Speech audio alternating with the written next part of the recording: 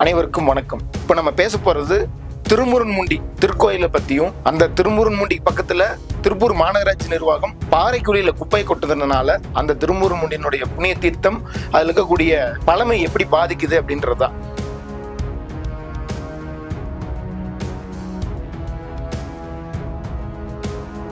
இந்த விஷயமெல்லாம் தெரியாம இன்னும் 2-3 நாட்கள்ல மிகப்பெரிய அளவுல வருடம் நடக்கூடிய திருமுருகநாத சுவாமி திருக்கோயிலுக்கான திருத்தேரோட்டம் நடக்க போகுது.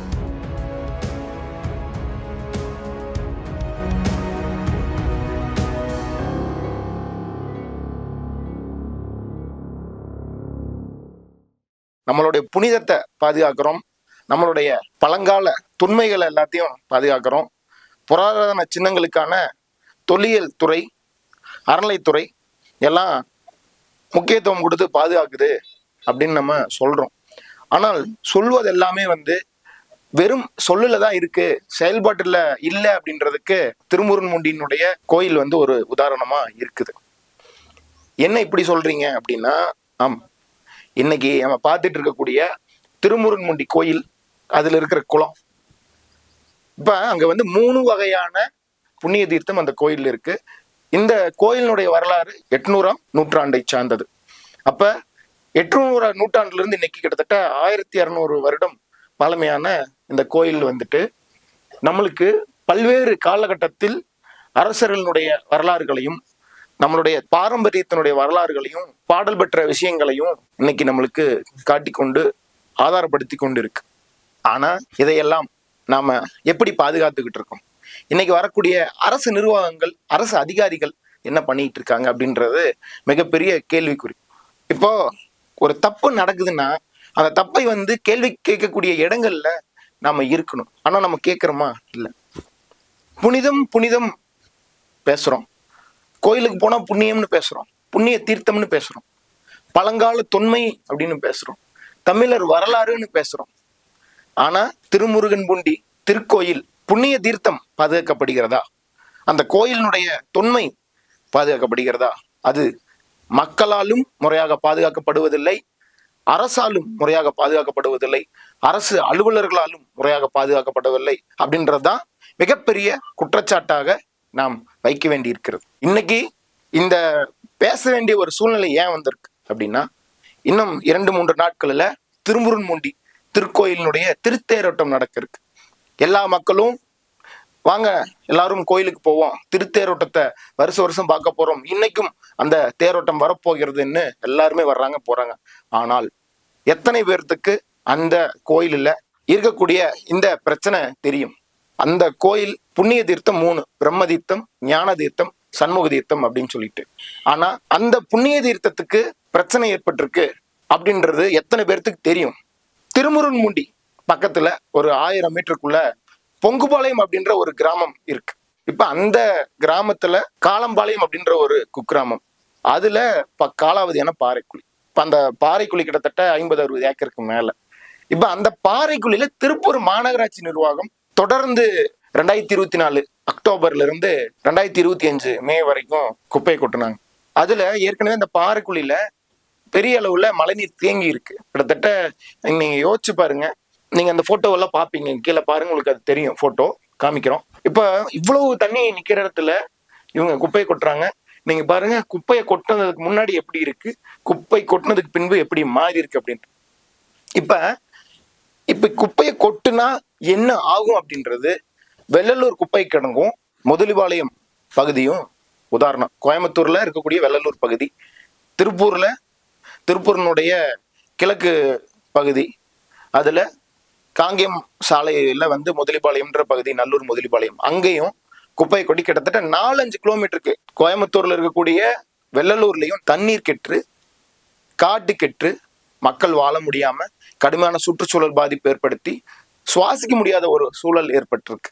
அதே மாதிரிதான் முதலிபாளையம் பகுதியிலையும் இந்த திருப்பூர் மாநகராட்சி மாதிரி கோயம்புத்தூர் மாநகராட்சி அங்க கொட்டி வெள்ளலூர்ல பிரச்சனை, திருப்பூர் மாநகராட்சி இங்க முதலிபாளையம் பகுதி, நல்லூர் பகுதிகளில் உள்ள காலாவதியான பாறைக்குழிகளில், தண்ணி இருக்கிற பாறைக்குழியில் குப்பை கொட்டி சுமார் 2-3 கிலோமீட்டர் 5 கிலோமீட்டருக்கு தண்ணி கெட்டு, காற்று கெட்டு, கடுமையான சுகாதார சீர்கேடு, சுவாச பிரச்சனை, தொடர்ந்து விவசாய நிலங்களுக்கெல்லாம் பாதிப்பு, கால்நடைகளுக்கெல்லாம் பாதிப்பு, நீரே பயன்படுத்த முடியாத அளவுக்கு ஒரு சூழ்நிலை உருவாகி அந்த மக்கள் எல்லாம் இந்த பகுதியை மாசுபட்ட பகுதியிலாக அறிவிக்க கோரி இன்னைக்கு போராடிட்டு இருக்காங்க. இன்னும் ஒரு வருடம், ஒன்றரை வருடத்திற்குள்ள இந்த புண்ணிய தீர்த்தம் முழுமையா கெட இருக்கு. எப்பவுமே இந்த மாதிரி குப்பையை கொட்டி, இந்த மாதிரி மழை தண்ணி இருக்கிற இடத்துல குப்பையை கொட்டிட்டாங்கன்னா, அதுவும் பாறைக்குழியில ஒரு 100 அடி 200 அடி ஆள் இருக்கிற கல்குவாரியில குப்பையை கொட்டும் போது அங்க கடுமையான சுற்றுச்சூழல் சீரழிவு, அந்த குப்பையிலிருந்து தினமும் கழிவு கருப்பு கலர்ல பல்வேறு வர்ணங்களில வெளியேறி அது பூமிக்குள்ள போகுது. பல்வேறு நீர்வழி பாதைகள், பூமிக்குள்ள இருக்கக்கூடிய நீர்வழி பாதைகளை பிடிச்சு பூமிக்கு அடியில அங்கங்க ஸ்ப்ரெட் ஆகுது. பல கிலோமீட்டருக்கு அது பயணிக்குது. அப்ப அங்கங்க பயன்படுத்தக்கூடிய ஆழ்துளை கிணறுகள் வழியில இந்த தண்ணி வெளியில் வரும். அங்கங்க இருக்கக்கூடிய ஊற்றங்கால் வழியில பக்கத்துல இருக்கிற கிணறுகள் எல்லாம் வெளியில வரும். இது போல இருக்கக்கூடிய இந்த புண்ணிய தீர்த்தத்திலையும் இந்த பாதிப்பு வரப்போகுது. அப்ப நம்ம என்ன பண்ண போறோம், எதை நோக்கி போக போறோம்? ஏற்கனவே இது தொடர்பா ஒரு கண்டன ஆர்ப்பாட்டம் வச்சப்ப இன்றைக்கு இருக்கக்கூடிய திமுக அரசு காவல்துறையை ஏவல் துறையாக மாற்றி போராடுறதுக்கெல்லாம் பண்ணாங்க. ஆனால் அப்பொழுதும் கூட நம்ம போராடுறதுக்கு ஒன்று கூடணும். நாம் தமிழர் கட்சி, தமிழக வெற்றி கழகம் உடன் இருந்து இந்த போராட்டத்துக்கு ஆதரவு தெரிவித்து கூட வந்தாங்க. நம்ம தொடர்ந்து போராட்டம் முடியலினாலும் அடுத்த கட்டம் விரைவில் மிகப்பெரிய போராட்டம் அறிவிக்க போறோம்னு சொல்லியிருந்தோம். அந்த குளத்துங்கள்லாம் போய் நம்ம பார்த்து அதனுடைய காணொலியிலும் அன்னைக்கு நம்ம வெளியிட்டு இருந்தோம். இப்ப இன்னைக்கு இதனுடைய சூழ்நிலை என்ன, எதுக்காக இந்த காணொலி அப்படின்னா, விரைவில் தேர்தல் வரவிருக்கு. நாம் தமிழர் கட்சியும் தமிழக வெற்றி கழகம் மட்டும்தான் இந்த பிரச்சனை பத்தி பேசணுமா? ஏன் பிரதான கட்சிகள் எல்லாம் திருமுருகன்முடி கோயில் பிரச்சனை பத்தி பேசுறது இல்ல? திருப்பரங்குன்றத்தை பத்தி பேசுறாங்க, வெவ்வேறு கோயில் பிரச்சனை பத்தி பேசுறாங்க. ஆனால் ஏன் திருமுருகன்முடி கோயில் பிரச்சனை பற்றி பேசவில்லை? ஏன் பாஜக மௌனமாக இருக்கிறது? ஏன் திமுக மௌனமாக இருக்கிறது? ஏன் அதிமுக மௌனமாக இருக்கிறது? ஏன் காங்கிரஸ், கம்யூனிஸ்ட் எல்லாம் மௌனமாக இருக்கிறார்கள்? இதற்கு பின்னணியில் எந்த சதித்திட்டம் இருக்கிறது? இதெல்லாமே கேட்க வேண்டியது இருக்குது. ஏன்னா நம்மளுடைய பாரம்பரியத்தை பாதுகாக்க வேண்டியது, சுற்றுச்சூழலை பாதுகாக்க வேண்டியது, எதிர்கால சந்ததிகளுக்கான சூழ்நிலையை, இன்னைக்கு இருக்கக்கூடிய சூழ்நிலையை விட்டு செல்ல வேண்டியது அனைவருடைய கடமை. இந்திய அரசியலமைப்பு சட்டம் விதிகள் மட்டும் சொன்னா மட்டும் அல்ல. நம்ம ஒருவரும் இந்த பூமியில வந்துட்டு போறது டெம்பரவரி. ஆனால் அடுத்தடுத்த தலைமுறை உருவாகி வாழணும், இருக்கணும் அப்படின்னா அதுக்கு இந்த பூமி நல்லா இருக்கும். நான் இன்னைக்கு என்ன சொல்ல வர்றேன், இந்த காணொலியினுடைய நோக்கம் என்ன, தயவு செஞ்சு எல்லாரும் புரிஞ்சுக்கணும். திருமுருகன்முடி கோயில் கடுமையாக பாதிக்கவிருக்கிறது. அந்த கோயிலை நாம் பாதுகாக்க வேண்டும். புண்ணிய தீர்த்தத்தை நீங்க புண்ணியம்னு எடுத்து பருகிட்டு இருக்கீங்க. அதுல எத்தனை பிரச்சனை இருக்குன்னு எத்தனை பேருக்கு தெரியும்? உண்மையில் அந்த புண்ணிய தீர்த்தத்துல மனநோய் தீர்க்கும் மருந்து இருக்குதுன்னு சொல்றாங்க. பித்தம் தெளிவிச்சது அந்த தீர்த்தம்னு சொல்றாங்க. அந்த பித்தம் தெளிவிச்சது இந்த தண்ணியை குடிச்சா உடம்புல பல்வேறு நோய் வர்றதுக்கான வாய்ப்பை ஏற்படுத்திட்டு இருக்கிறாங்க இந்த அரசு அதிகாரிகளும் இந்த அரசு நிர்வாகமும் அப்படின்னு சொன்னா எத்தனை பேரு கேள்வி கேட்க தயாரா இருக்கிறீங்க? ஏன்னா அந்த சூழ்நிலை தான் உருவாக்கிட்டு இருக்கு. யாருக்கும் அக்கறை இல்லை. ஆனால் நாம திருவிழால போய் எல்லாரும் திருவிழா கொண்டாடிட்டு நானும் போறேன், நானும் வர்றேன், போய் சாமி கும்பிட்றோம், எல்லாரும் வாங்க எல்லாரும் தேரெழுத்து கொண்டு வந்து விட்டுட்டு போயிடுவோம். சரி, அப்ப மறுபடியும் அடுத்த வருஷம் வர்றதுக்கு அந்த புண்ணிய தீர்த்தம் அப்படியே இருக்குமா? அந்த புராதன சின்னம் அதே நிலையில் இருக்குமா? இந்த நிலைமையில தான் நாம இந்த தேரோட்டத்தையும் இந்த கோயிலையும் பராமரிச்சுக்கிட்டு நடத்திக்கிட்டு இருக்கோம். அதாவது நாம நம்மளுடைய பஞ்சபூதம் அப்படின்ற அடிப்படையில இந்த கோயில் கட்டுமானங்களையும் அதற்கான விதிகளையும் வரலாறுகளையும் வச்சுக்கிட்டு இருக்கோம். நீர், நிலம், நெருப்பு, காற்று, ஆகாயம். ஆனா இந்த பஞ்சபூதத்துல நீரும் காற்றும் மண்ணும் மனிதனுடைய நெருங்கிய தொடர்புடையது. நெருப்பும் ஆகாயமும் நம்மளுடைய கட்டுப்பாட்டிற்கு அப்பாற்பட்டது. ஆனால் நம்மளுக்குள்ள ரொம்ப நெருக்கமா தினமும் சுவாசிக்கணும், தினமும் தண்ணீர் குடிக்கணும், தினமும் மண்ணுல தான் நடக்கணும். அப்ப இந்த 3 விஷயமும் நம்மளுடைய நெருங்கிய தொடர்பு, இந்த 3 சக்தியால் உருவாக்கப்பட்ட இந்த உடம்பினுடைய மையமாகத்தான் இந்த கோயில்கள் வடிவமைக்கப்பட்டு, அந்த கோயில்களுடைய நோக்கம் இந்த 5 பஞ்சபூதத்தினுடைய தத்துவத்தை மையமாக வச்சிருக்கு. ஆனால் இதில் 3 தத்துவத்தை நாம் இழந்து கொண்டிருக்கிறோம், நாம் கெடுத்து கொண்டிருக்கிறோம். புனிதம்னு சொல்ற இடத்துல தண்ணீர் கெட்ட பின்பு, காற்று கெட்ட பின்பு, மண் கெட்ட பின்பு அங்கு என்ன புனிதம் இருக்கிறது என்பதை நீங்க தெளிவுபடுத்துவீங்கன்னு நான் உங்களுடைய பார்வைக்க விட்டுறேன். அல்லது நீங்களே இதையெல்லாம் புரிஞ்சுக்கணும்னு நான் விடுறேன். ஆகவே இந்த காணொளி எதுக்குன்னா, நாம பார்க்குக்கு போற மாதிரியோ சினிமா தியேட்டருக்கு போற மாதிரியோ ஒரு நிகழ்வா இல்லாம இது போன்ற கோயில்களை பாதுகாக்க வேண்டியது நம்மளுடைய கடமை. அதே மாதிரி அங்க இருக்கக்கூடிய புனிதத்தன்மையை, அங்க இருக்கக்கூடிய சுற்றுச்சூழலை பாதுகாக்க வேண்டியது ஒருவருடைய கடமை. இந்த கோயில்கள் எல்லாம் நம்மளுக்கு அடையாளமாக இருக்கிறவை.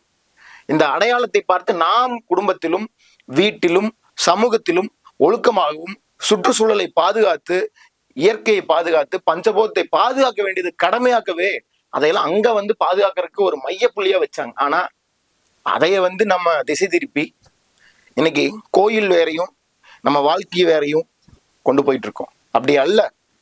அந்த சூழ்நிலையில தான் குப்பையை கொண்டு திருப்பூர் மாநகராட்சி நிர்வாகம் எந்த ஒரு அறிவுபூர்வமான அறிவியல் பூர்வமான சிந்தனையும் இல்லாமல் காலாவதியான பாறைக்குழியில் கொட்டி அங்க இருக்கக்கூடிய தண்ணீரை கெடுத்து, கிட்டத்தட்ட 40-50 ஏக்கருக்கு மேல இருக்கக்கூடிய தேங்கி நிற்கக்கூடிய மழை நீரை கெடுத்து, அருகில் இது போன்ற மிகப்பெரிய புராதன சின்னம், கிட்டத்தட்ட 1200 வருஷம் புராதன சின்னம் இருக்கிறது என்பதை கூட அறிவில்லாத அறிவியல் அதிகாரிகள் பல லட்சம் பணத்தை போட்டு பல கோடி தொடர்ந்து செலவு பண்ணி அப்பவும் காப்பாற்ற முடியாத அளவுக்கும் தொடர்ந்து இந்த குப்பை பிரச்சனை நீடிச்சுட்டே இருக்கு. அதையெல்லாம் கொண்டு இங்க ஓட்டு மூடி மறைக்கும்னு நினைக்கும் போது அது மறுபடியும் விஸ்வரூபம் எடுத்து தொடர்ந்து அதுல இருந்து கழிவுநீர் பரவி பாதிக்கக்கூடிய சூழ்நிலை உருவாயிருக்கு. இதற்கு மேல் இந்த சூழ்நிலையை நாம் அனுமதிக்க கூடாது. எல்லோரும் ஒன்று கூடுவோம். திருவிழாவில் திருவோட்டத்தை, அதாவது தேரோட்டத்தை மட்டும் நாம் கண்டுகொண்டால் இங்க இருக்கக்கூடிய புனிதம் என்பது ஒன்று இல்லாமல் போய்விடும்.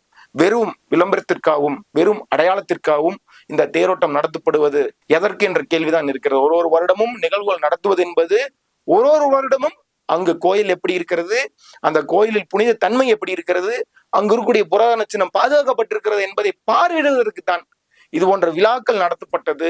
விழாக்கள் மூலம் புதுப்பிக்கப்பட்டது, பல்வேறு பிரச்சனைகள் சரி செய்யப்பட்டது. ஆனால் அதையெல்லாம் விட்டுவிட்டு இன்று ஏதோ ஒரு நோக்கத்திற்காக, ஏதோ ஒரு காரணங்களுக்காக, அல்லது எல்லோரும் வேகமாக செல்லும் வாழ்க்கையில் நோக்கத்தை விட்டுவிட்டு அந்த ஒரு நாள் 2 நாள் போனோம், பூஜையில் கலந்து கொண்டோம், பக்தி பரவசத்தில் இறைவனை வழிபட்டோம், வந்துவிட்டோம் என்று நம்மளுடைய உண்மையான இந்த புராதன சின்னங்களின் நோக்கத்தையும், திருக்கோயிலின் கட்டமைப்பு நோக்கத்தையும், இயற்கையை பாதுகாப்பதில் இருக்கக்கூடிய நோக்கத்தையும் மடைமாற்றி சென்றுவிடக் கூடாது. திருக்கோயில்களை பாதுகாப்போம். திருமுருக சுவாமி கோயில் பகுதியில் அமைந்திருக்கக்கூடிய 3 புண்ணிய தீர்த்தம் மட்டுமல்ல, பல்வேறு புண்ணிய தீர்த்தங்களும் சுற்றி இருக்கிறது. அனைத்தையும் பாதுகாப்போம். நீர் என்பது ஒவ்வொரு உயிருக்கும் அடிப்படையானது. காற்றும் மண்ணும் ஒவ்வொரு உயிருக்கும் அடிப்படையானது. சுற்றுச்சூழல் அனைவருக்கும் மிகவும் முக்கியமானது. அனைவரும் புரிந்து கொண்டு பாதுகாப்போம், பாதுகாப்போம், பாதுகாப்போம்.